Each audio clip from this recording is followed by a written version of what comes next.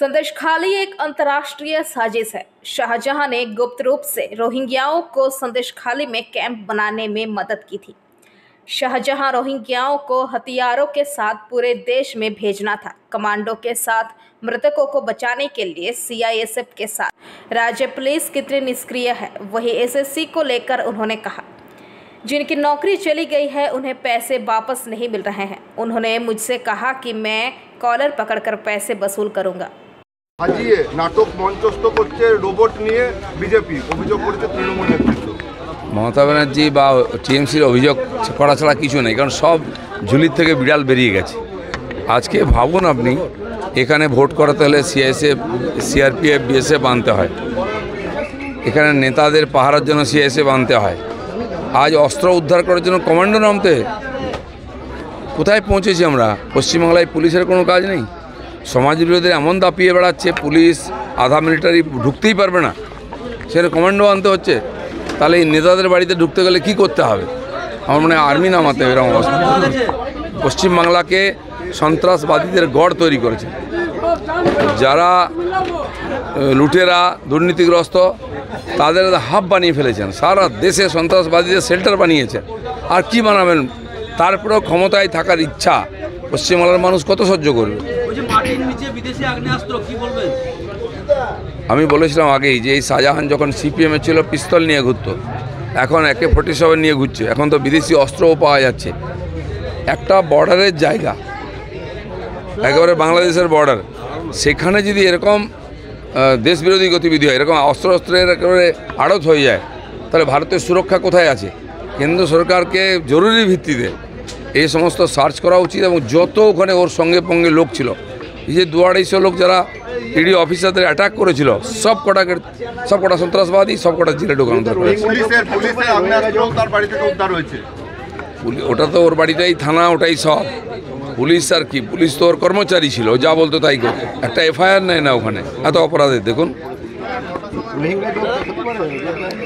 যোগ নয়, রোহিঙ্গাদেরকে শাহজাহান নিয়ে আসতো বাংলাদেশ থেকে, তারপরে ওখানে খাইয়ে পরিয়ে রেখে ক্যাম্প বানিয়েছিল।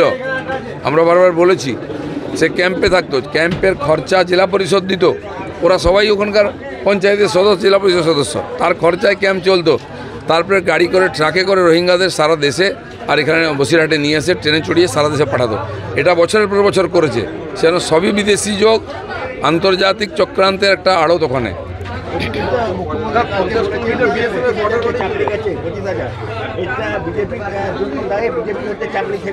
পাবলিককে বোঝানো গিয়ে উনি কে চাকরি খেকো, কে পয়সা খেকো। ওই 25,000 মোটেই যারা কোর্টের রায়ে আজকে রাস্তায় বসে, তার ভবিষ্যৎ তাদের টাকা দিতে হবে।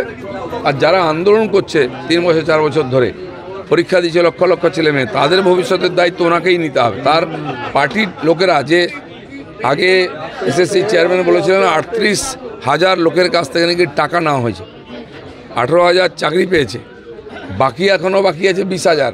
তার টাকা ফেরত দিন। আর আমি বলেছি, যার টাকা ফেরত দিচ্ছে না, আসুন আমাদের কাছে, সঙ্গে নিয়ে গিয়ে বাড়ির থেকে কলার ধরে টেনে নিয়ে এসে নেতাদের কাছ থেকে টাকা আদায় করব। অনেকে হয়তো গ্রাম ছাড়া হয়ে যাবেন, বাংলা ছাড়া হয়ে যাবে। কিছু খাচ্ছে না, কাটমানি কে খাচ্ছে? বিজেপি চাকরি দিয়েছে, গত বছর 10 লক্ষ চাকরি দিয়েছে সারা দেশে, রোজগার মেলা লাগিয়েছে। উনি কি দিয়েছেন? চালটা পর্যন্ত খেয়ে নিচ্ছেন, মোদি যে পাঠানোর চাল। অনেক বোমা ফাটবে, দেখুন না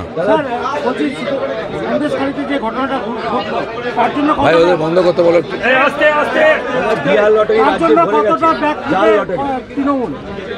প্রত্যেক দিন যে ঘটনা ঘটছে, সে কোর্টে হোক বা মাঠে হোক, প্রত্যেকটাতে টিএমসি ব্যাকফুটে যাচ্ছে।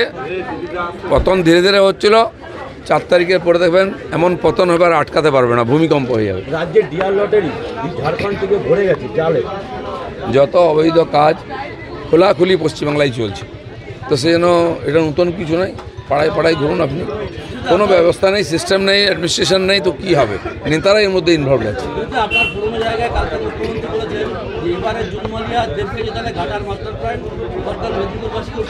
কতবার মানুষকে বোকা বানাবেন উনি? দেবকে 2বার জিতিয়েছিল, কি দিয়েছেন উনি? দেব কি দিয়েছে? খালি ওখানকার ছেলে বলে, ঘাটালের ছেলে বলে লোকে ভোট দিয়ে দেয়, আর সারা বছর জলের মধ্যে থাকে।